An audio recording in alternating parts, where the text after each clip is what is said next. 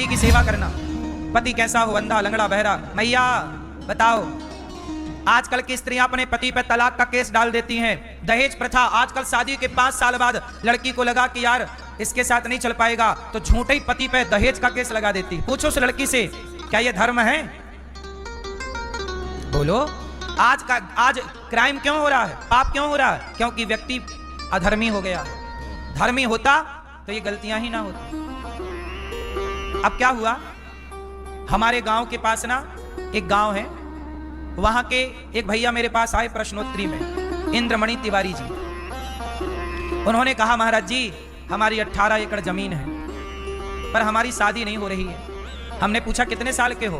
बोला 45 साल का हूं। मैंने कहा शादी ब्याह ना करो, भजन करो। उन्होंने कहा नहीं नहीं हमें तो विवाह करना है। अब सोचो क्या हुआ, ये घटना है अप्रैल की। अब उसने मेरे से प्रश्नोत्तरी में पूछा कि क्या मेरा विवाह हो जाएगा? 45 साल का हो गया हूं, 18 एकड़ जमीन है, इंद्रमणि तिवारी नाम है।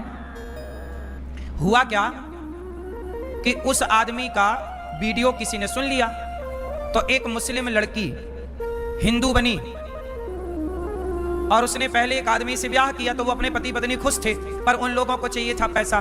तो उन्होंने इंद्रमणि तिवारी की ये वीडियो देखी कि इस आदमी को विवाह करने का मन है और इसकी 18 एकड़ जमीन है। तो सोचिए कुशीनगर के पास उस लड़की ने उसको बुलाया, इंद्रमणि तिवारी को, कि आप आओ हम आपसे विवाह करेंगे।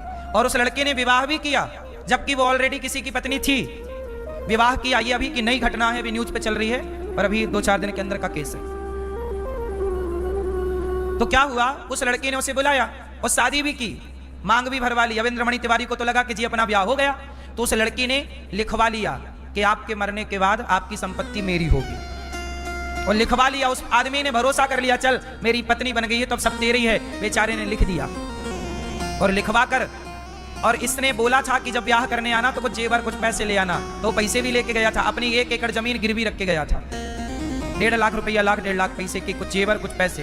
क्या किया उस लड़की ने, शादी का झांसा दिया और उसे मार दिया, मार डाला, मर गए वो इंद्रमणि तिवारी। अब पूछो उस लड़की से कि तुमने जो किया उसके साथ क्या यह धर्म था? यदि इंसानों के भीतर धर्म जिंदा होता तो ऐसी घिनौनी हरकत कोई करता ही क्यों? ये घिनौनी हरकत, घिनौने अपराध हैं ही इसलिए क्योंकि आजकल के इंसानों के भीतर का धर्म मर चुका है। अब वो जेल में है, पकड़ी गई वो लड़की, मुसलमान थी, हिंदू बने। फिर वो दोनों पति पत्नी की साजिश थी कि घर बैठे इसे मार देंगे, इसकी संपत्ति हड़प लेंगे, पर कोई ना देखे, विधाता तो देख ही रहा है।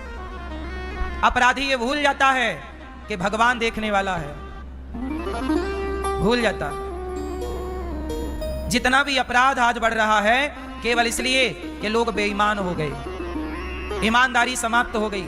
इसलिए कहता हूं अपने बच्चों को ईमानदार बनाओ, धर्मात्मा बनाओ, धर्मवान बनाना बच्चों को। धर्म वाला बेटा ही अपने माँ बाप को सुख दे सकता है, धर्म वाला पति ही पत्नी को सुख दे सकता है। अरे तुम्हारा पति, अब बहुत सारी स्त्रियां मेरे से कहती, गुरुजी हमारे पति का चक्कर चल रहा है पड़ोसन के साथ। अब पूछो उस पति से कि क्यों, ये धर्म है? तुम अपनी पत्नी के होते हुए पराई स्त्री के ऊपर नजर रखे हो। पूछो, तुम अपनी छाती पे हाथ रख के बताओ, भैया